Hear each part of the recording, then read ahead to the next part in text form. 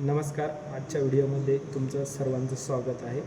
आज या व्हिडिओमध्ये मी तुम्हाला टेस्टरने न्यूट्रल आणि आर्थिंग कशी चेक करायची हे शिकवणार आहे. जनरली प्रत्येकजण फक्त टेस्टरच्या साहाय्याने या पद्धतीने फेज चेक करतो, पण फेज चेक करून जर न्यूट्रल नसेल तर आपला लोड चालणार नाही. तर न्यूट्रल कशी चेक करायची आणि आर्थिंग पण कशी चेक करायची हे मी शिकवणार आहे.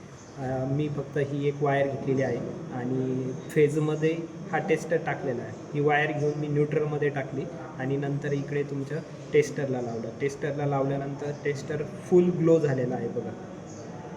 म्हणजे याचा अर्थ इथे न्यूट्रल आहे. जर न्यूट्रल नसेल तर हा टेस्टरचा जो लॅम्प आहे तो लागणार नाही. याच पद्धतीने आर्थिंगमध्ये पण आर्थिंग जर प्रॉपर असेल तरच तो लॅम्प लागेल बघा. आर्थिंग प्रॉपर असेल तरच त्या टेस्टरचा जो लॅम्प आहे तो लागेल, अन्यथा लॅम्प लागणार नाही.